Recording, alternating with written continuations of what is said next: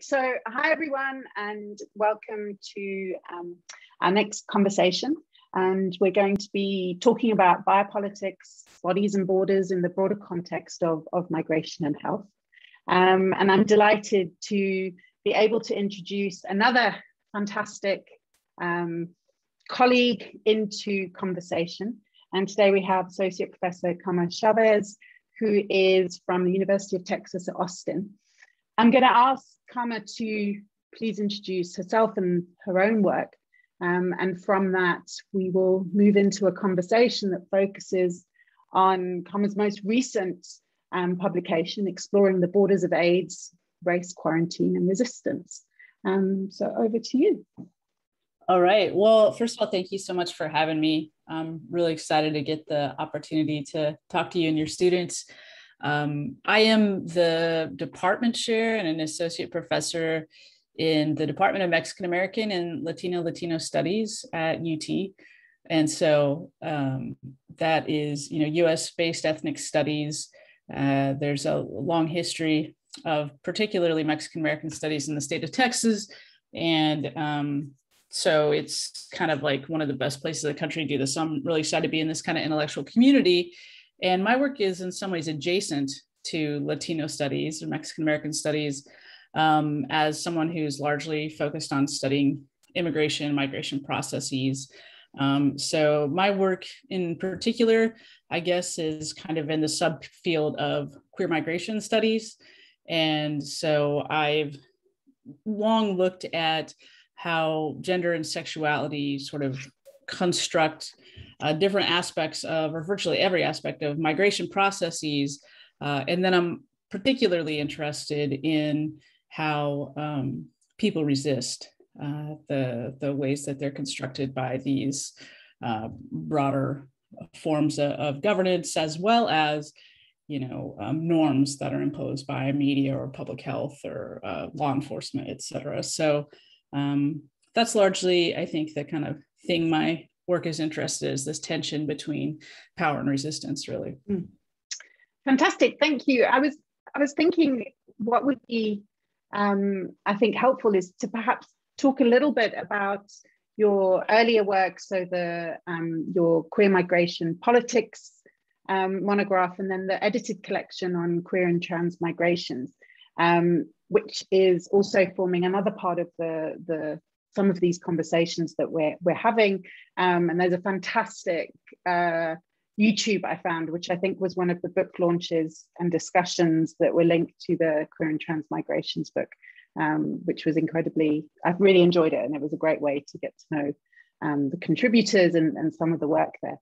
So it'd be quite nice to, I was thinking just to hear about that and how that's then led into your latest work, looking more specifically at a particular health issue, and sort of, how the kind of queering migration work has helped lead you into that space. Yeah, no, thank you for that question. I was living in the state of Arizona because I did my PhD in Arizona at a time in which there were, over the course of the time I was there were something like 150 different bills proposed in the state legislature targeting immigrants in various ways. So, targeting their right to have identification, targeting their right to healthcare, targeting their ability to have to be the recipient of cash bail if they happen to be arrested. I mean, you name it, the state was targeting this. And so I was watching this happen. And I also was someone who was really kind of involved in LGBT queer politics at the time. And I was wondering where these two things kind of came together, because it seemed to me immigration was very straight, very gender normative, and queer folks just seemed to assume that everybody was a citizen, and usually white. Of course, this is in the US context, but I think it tracks a lot globally. And so I was interested in that. And then I happened to have this opportunity to attend this conference that Ethna Louvaid had organized, who I'd never met before. And I didn't even know she was in the state of Arizona. And this conference was called Sexuality and Homeland Insecurities. And it was in 2006. And it happened to be the day after one of these huge marches that happened in Arizona, in Phoenix, around, there was a bill in 2005 that's known as the Sensenbrenner bill. And it basically was going to criminalize migrants in every possible way and anybody who was in proximity to them, which would include citizens, legal residents, et cetera, health providers. And so, these marches kind of blew up in 2006. They called it the awakening of the sleeping giant. And so I go to this march one day. The next day, I go to this conference. And at that conference, there was a lecture by these three activists from Tucson. And they were talking about how they build coalitions around queer organizations and immigrant serving organizations. And I thought, my God, that is fascinating. And so I jotted their names down. And after the conference, I wrote to them. And of course, understandably, they didn't write back. Nonprofit organizations suspicious of academics, absolutely, as they should be. And I then just showed up, offered to help. And so that's how I got in the door to begin. And that forms chapter 4 of my monograph, Queer Migration Politics. And it informed my thinking about really looking at the political intersection between queer politics and immigration politics. So, I was trying to document what was happening almost in real time in that book. And, that kind of, I guess, catalyzed my broader interest in thinking about these different dynamics. And so, thinking about the borders of AIDS and the transition to that book, I was interested in digging deeper into kind of historical work, historical meaning primarily the 1980s, but to see what kinds of intersections between queer politics and immigration politics were happening then. And HIV seemed like, of course, the ideal place to do that, given the targeting of immigrants and the targeting of queer folks that came out of HIV politics in the 80s. Super, thanks for that. And that's a really helpful way of sort of understanding sort of how you moved into that space. And I think the language of coalitions, I mean, it's something that we also, we struggle with, I think, in many parts of the world, where we'll have quite a strong maybe health rights sector, a not so strong sort of migrant rights sector that's quite specific and often very much focused on refugees rather than migrants more broadly. And then an LGBT sector that, again, these different spaces can become very alienated from each other and operate in silos. And I think there's many reasons for that. And the politics around why that is often the case, I think, are valid and difficult to shift. But we have started seeing, and I think maybe it's a bit what you were sort of talking to, that it's almost like migration has provided a point where other issues can come together because it's intersecting across. And so bringing people who have never engaged in each other's sort of sectors or each other's sort of, areas of expertise and knowledge and activism, and trying to bring those together to have a more consolidated sort of engagement. And I wondered, one of the things around that we see is that often the needs of a so-called citizen versus the needs of somebody, a non-citizen, tend to be positioned as very, very different. Whilst we know that the issues of the ways in which borders are policed, the ways in which bodies are policed, are not simply restricted to a nation state and those sorts of borders. And we see it playing out, the bordering between, if I'm a I don't know, a gay asylum seeker, which organization do I go to first? Who's going to support me first? Where's the safest space? What does that mean? Who's got the knowledge, the information, the funding, etc.? So I just wondered if there was anything that you might be able to reflect on around that in the context of the US and Arizona. Because within that, I wondered about, people who are without documents, trying to get documented, and that sort of tension, and if and how there is solidarity between citizen, non-citizen, and the ways that those are understood and manifest.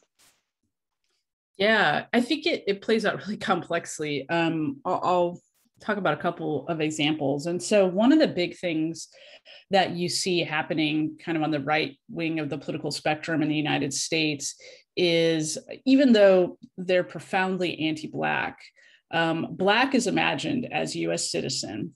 Black immigrants are completely erased. Immigrants are mostly imagined as Latin American in the United States, to a lesser degree Middle Eastern, but Middle Eastern that's, connected to wars, and maybe the refugees are asylum seekers, so it's a bit more complicated.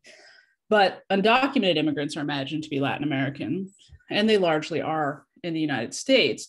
But one of the things you see Republicans doing, again, even though they're very anti-Black, is really ensuring that Black folks in the United States know that immigrants are stealing their jobs. And so there's a very conscious effort to divide poor and working class Black US citizens from poor and working class brown undocumented migrants. And one of the things that catalyzed actually in the early 2000s was the creation of an organization called BAJI, or the Black Alliance for Just Immigration. And this organization has since shifted to really serve a lot of the needs of Black immigrants. But early on, the reason it was created was by all these old Black civil rights leaders in the US who were seeing what was happening. And so they wanted to intentionally reach out to immigrant rights groups to build coalitions with these groups and to talk with Black folks about how that rhetoric was so divisive. So you really see that happening. Of course, you also, see it though in relation to legal and quote unquote illegal rights. So state of Texas is an interesting case in that regard, because Texas used to be Mexico, right? All of the southwest part of the US used to be Mexico until 1848. Texas, though, has a kind of particular relationship to that history. And you'll hear people, New Mexico is like this in a way too, but you'll hear people say things like, oh, I'm a 5th generation Texan. Oh, I'm an 8th generation Mexican American in Texas. So there's a lot of pride in that. Well, one of the things that kind of nationalism and that kind of ancestral reach does is it really positions those Latinos against new Latinos who are coming across the border without documents. And so you actually have a huge percentage of Latino Republicans in the state of Texas who are very anti-migrant, if migrant means undocumented. And so, I think you see these divisions happening in all sorts of ways. Absolutely. And I think, it's, as you say, difference is performed, is different, othering is performed in different ways by different people. And the challenges around that and sort of scapegoating and how that comes together. And I wondered, the sort of, if we think to, to the example around HIV and your book, and I wondered if you could talk a bit about how you use the language of quarantine and the language of resistance to be thinking about the ways in which migrants living with HIV were being othered, were being blamed, were being exceptionalized and considered to be special and different. And the ways that manifested and the impacts that then had in the context of an HIV response, obviously globally, but obviously within the US context. Yeah.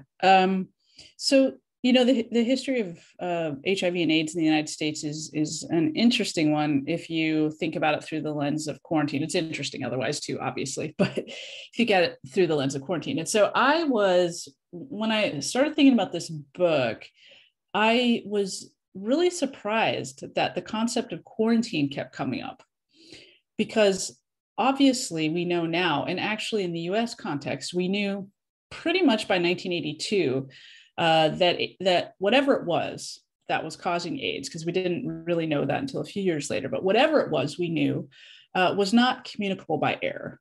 We knew that it was requiring blood contact or sexual contact. And so it's not like it's not COVID, right? And so this was obvious very early on to the US Centers for Disease Control. And yet, very early on, quarantine was discussed. Now, of course, it first comes into the US discourse from the right wing, right? So some of these evangelical Christian leaders who are very homophobic because AIDS was called gay cancer or GRID, gay-related immune deficiency, they were targeting this group. Let's quarantine them. Finally, this is our opportunity to get rid of them, et cetera. But it wasn't just the fringe. It was in the media. It was debated in law reviews. There were many public health proposals at state and local levels. And then eventually there were folks who tried to propose it at a national level, even though it absolutely made no public health sense whatsoever. So why? So part of what I did is I looked at the history of quarantine and how quarantine laws came to be, et cetera, in the United States. And, you know, what you really start to see is that quarantine always is applied to usually immigrant groups and sexual deviants. And so what happens with HIV and AIDS is it creates the perfect storm, because AIDS is imagined as a foreign disease. And so we must close the borders to keep immigrants out. And then it's also imagined as a disease of sexual deviance. And so it is the perfect storm to revitalize, calls to quarantine. And who actually loses from this? Well, on the one hand, in my book, I talk a lot about how in the US context, the actual targets weren't the gay men who were the white gay men, the white affluent gay men who were afraid of this. It was actually Black sex workers. No matter if they're US citizen, they were the ones who were targeted. Quarantine laws and eventually HIV criminalization laws were built on their backs. Then the other thing that happens with this discourse is it manifests in the ban on HIV positive immigrants, which lasts in the United States for 22 years. But part of that is built on a fear around Black Haitian immigrants and the idea, as well as Africans writ large, imagined the continent almost imagined as a country, as it often is in the United States, right? And so it's profoundly anti-Black. It's a fear of Blackness invading the borders and becomes the premise for closing those borders.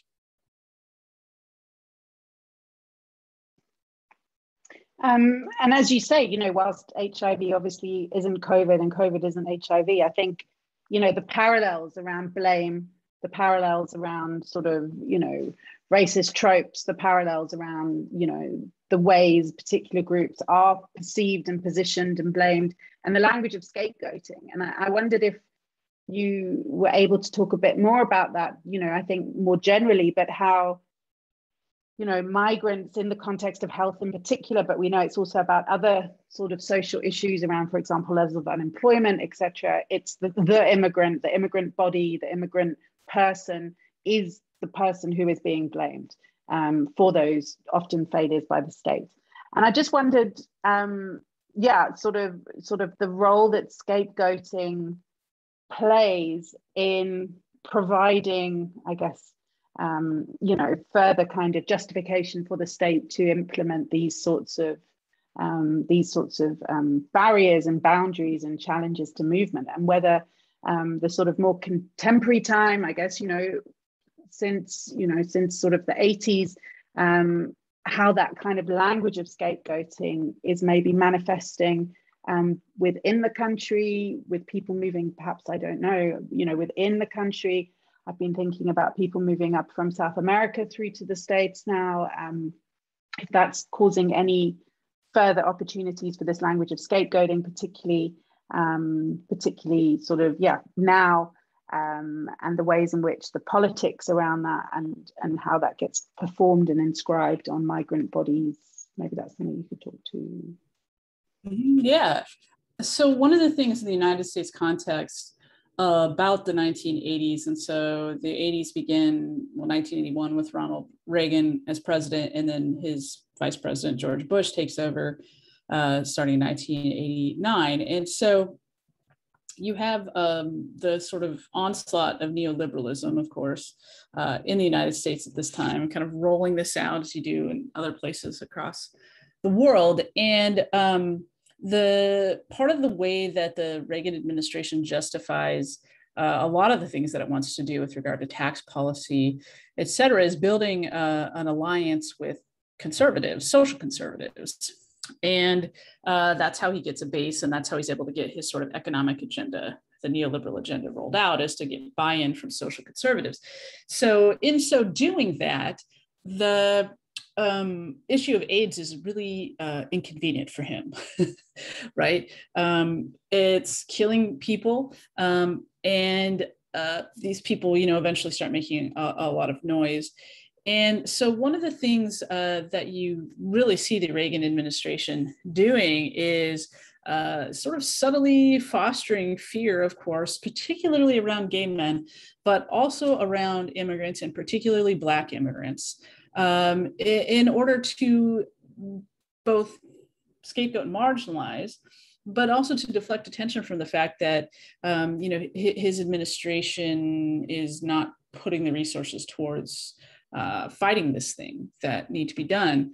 And so, it shows, and that's part of why groups like ACT UP, the AIDS Coalition to Unleash Power, come out, because this sort of silence, but this subtle scapegoating is deadly, of course.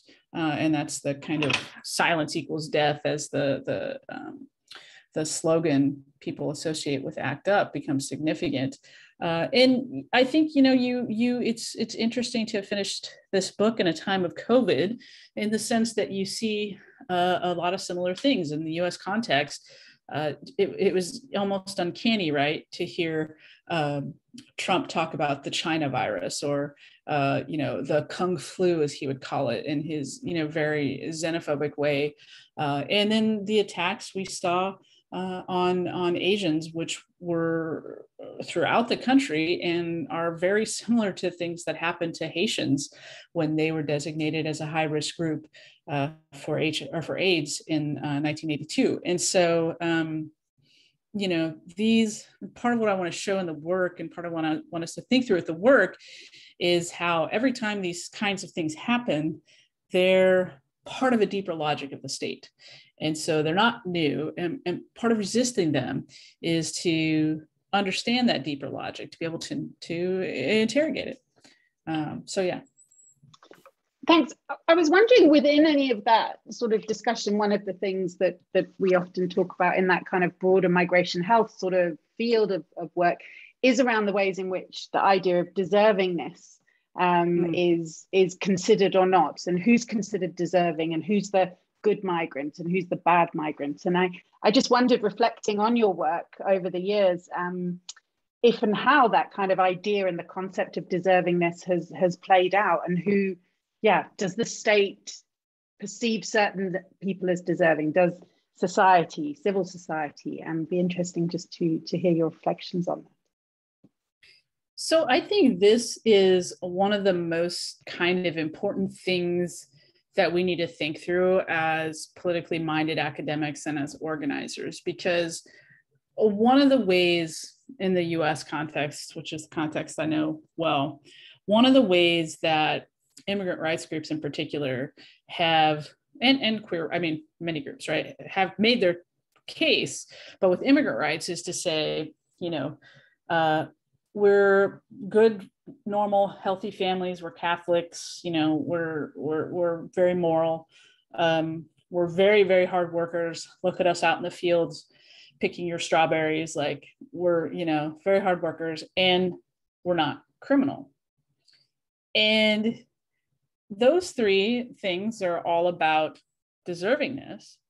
But in the US context, those three things also traffic in anti-Blackness, because the Black family is the source of any number of angst. There's the famous Moynihan report in the US that critiques the Black family as too matriarchal, and that becomes kind of the way we imagine the Black family in contemporary era. Of course, the stereotype that Blacks don't want jobs, they're lazy, and of course, the association with Blackness and criminality. And so the immigrant rights movement has trafficked in anti-Blackness, and also, of course, relied solely on this idea of deservingness. But what, of course, is interesting to me is that it doesn't matter to the state. And what I mean by that is the state doesn't see anyone as more deserving than others, except for if you have an extreme amount of capital. So the state will throw little crumbs your way. And you know, in the U.S. context, there's a program called DACA, which is the Deferred Action for Childhood Arrivals, and it emerged in 2012 from Barack Obama after all these youth who were fighting for the DREAM Act, which would have given them a pathway to citizenship, had been agitating for years, and so Obama gives them DACA. Well, DACA, all DACA is it prolongs your deportation. So it kind of puts a stay on your deportation that can be lifted at any time, and it gives you access to a work permit. There's no pathway to citizenship. There's no other rights associated with it. Yet now all these very politically active young people have this. They have a work permit. That's fantastic.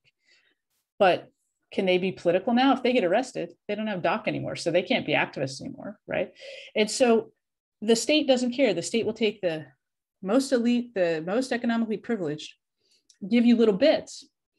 Be the elite, $10 million more, they'll get access to citizenship. But nobody else will. But what you've done is create divisions among marginalized people. So I'm always, this is like one of my big things, is to be resisting these discourses of deservingness. Thanks. And that is interesting how, you know, different, the idea that it is about, you know, how the state frames it versus, you know, folk on the ground, and how deservingness is imagined. And we, you know, I think it is, as you say, it's about different, you know, how different communities are pitted against each other in many ways, but, you know, how these different coalitions, I mean, obviously your work is around this, but, you know, in order to fight your corner, right, to be the ones who get the funding, who get listened to, who have that sort of authority in a way. And you know, finding a common understanding of deservingness versus these very sort of specific deserving from particular sectors, and the ways that plays out can be obviously very harmful and create, you know, further tensions and difficulties. And so I suppose, you know, sort of one of the last sort of couple of, you know, there's two things that it would be nice to sort of close around.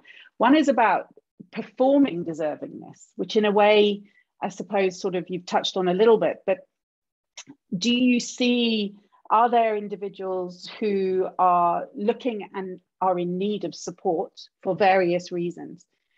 Do you see what we sometimes, you know, find when people are, for example, applying for asylum, when sometimes people are applying for food aid or housing?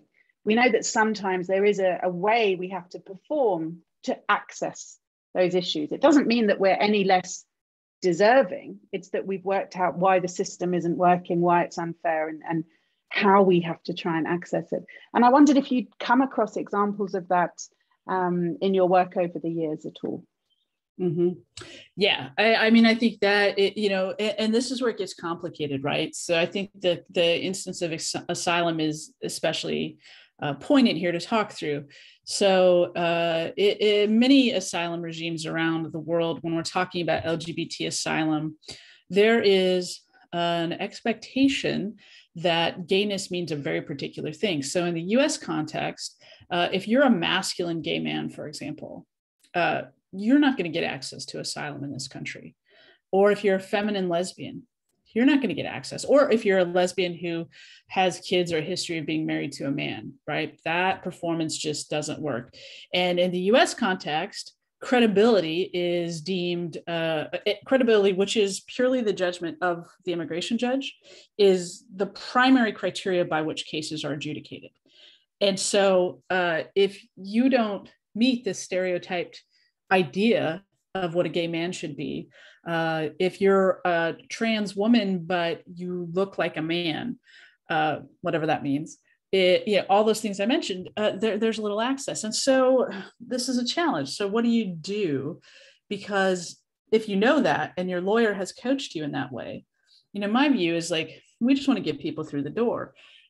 So, you know, figure out whatever the strategy and make it work. And there's a great little piece in Queer and Trans Migrations by Suyapa Portilla Vieira that talks about her work as an expert witness for Central American LGBT asylum cases.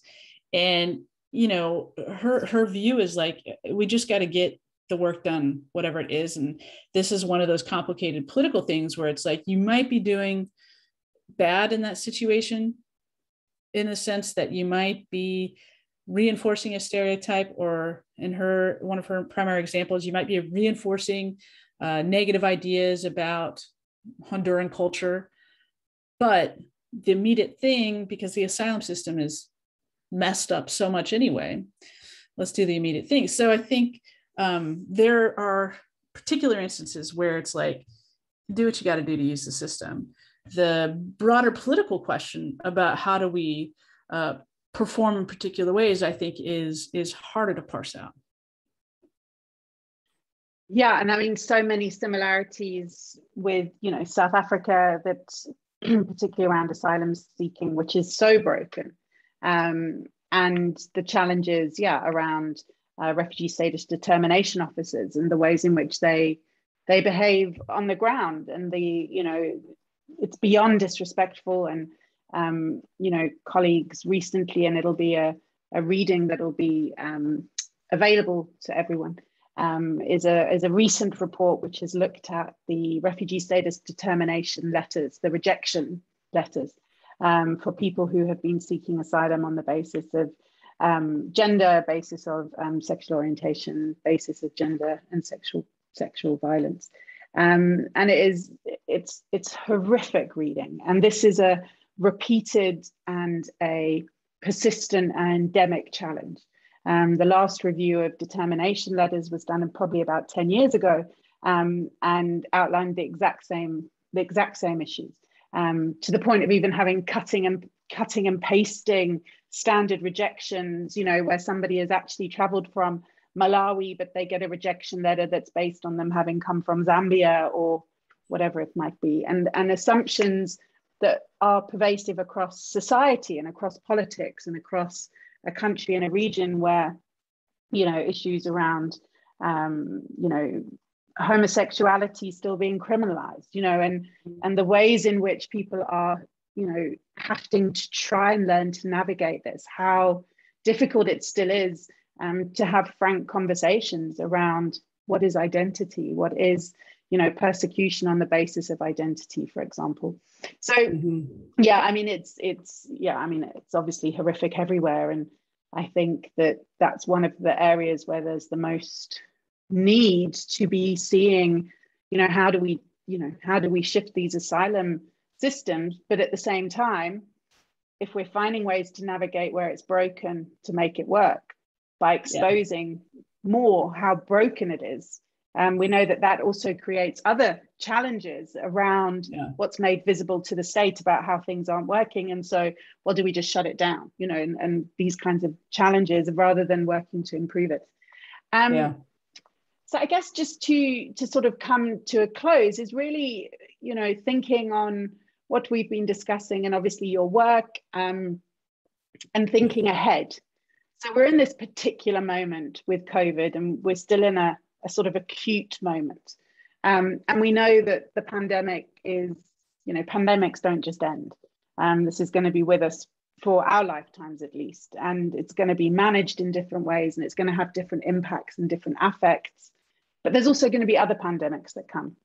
And given the work that's been done historically and more recently, including your own, that has looked at the politics of disease and the politics of the way that disease is framed in the context of migration and movement, the ways in which borders are then policed and people are blamed and scapegoated, the xenophobia and violence that follows, and all the dangers that are around that. What do you think we should be doing moving forward? How should we be trying to mobilize around a more realistic and more considered response that is drawing on evidence? Given we know that health is political, the politics of health mean that that's almost impossible. But I just wondered if you had any reflections or thoughts on that, both in terms of sort of practice, but also what are the research questions that are emerging to help us move forward and move out of this current moment? Yeah. So I think one of the biggest lessons from US-based AIDS activism, and one of the biggest gifts that work delivered to us, was showing the absolute importance of having the people who are most impacted by something have a seat at the table. And I think that is the biggest thing. So what does that mean? So what could that have meant in COVID? So we know that whenever a disease hits in the US context, that it's going to hit Black folks, Indigenous folks, and Latino folks harder than any other group. So that's just been the case. So if you are on the precipice of a pandemic, what you must do if you're a public health official, if you're the Anthony Fauci in the United States, the director of the National Institutes of Health, if that is you, what you must do is immediately get a group together with leaders from those communities and say, we think this thing is going to be big. We want to do it right this time. How do we address this? We want you at the table. And then, of course, to have a very coordinated message from the top, which was not going to happen in the U.S. context. But the point is, public health has to involve the public. The public have to be at the table, and public health has to involve consistent messaging. And none of that has happened in the U.S. context. I don't suppose that's happened in many other contexts around the globe either.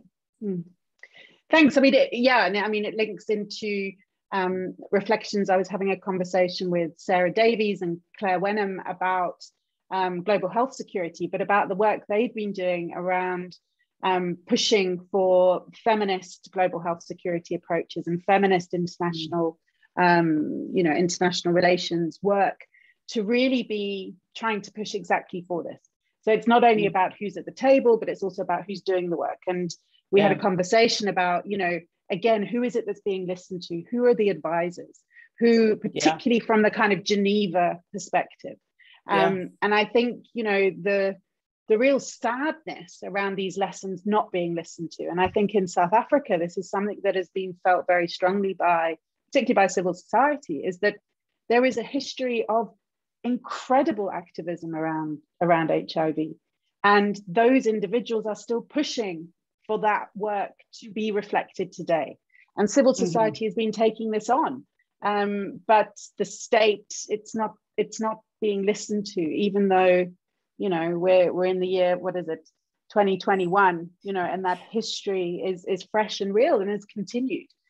So whether it's Treatment Action Campaign or others, the frustration of how those voices aren't being heard. And I think, again, about who's the most disenfranchised, where foreign bodies are considered to be foreign and are alienated further, and what that means within the context of, preparing, moving forward. Just finally, this question on research. I mean, what is there a role for research in trying to, address these issues? Is now the time for research? Yeah, I mean, I think that research is always important. I think we always need to take evidence-based approaches, right? And so, we need to experiment. For example, if we want to say that a feminist approach to something, public health, is the approach, we have to be able to defend that claim, and we can't defend that claim without having researched into whether that is in fact the case. And it could also be theoretical, right? We can hypothesize certain things, but there is a role for research. There's also a role for research in terms of partnering with communities to understand their experiences of things in order to improve going forward. And there's the very important role of documenting historically what is happening, in the present. So I think there's always a role for research. I think research, because of the duration of research, it sometimes seems pointless, but it is, there are a million projects that can help us to think through moments like the one we're living through right now. And so, I think it's important. Yeah, great. I mean, I fully agree. But it is interesting how, I think it's easy to become worry that the work of a researcher or a research student or a postgrad in the time of something that is so, jarringly present and requires so much effort and energy. I think it's easy for people to feel, I guess, inadequate, right? I think that maybe is the word, is that people, so I think it's important for also reassuring, emerging scholars, those of us who are a bit further in our career, that we need to keep going, and that this is a skill that we have, and it's a skill that we've developed, and trying to continue to implement that. And I think many of us working in these ways where there are different coalitions with different sort of sectors, different ways that our work is feeding into the actions and the advocacy work that takes place, I think is super important. So thank you so much. Yeah, thank you. And yeah, I'm looking forward to engaging with more of your work. And for those that are following these conversations, we're going to be coming back to many of these issues as they intersect with other areas that are linked to work we're doing around migration and health. So thank you. Wonderful. Thank you.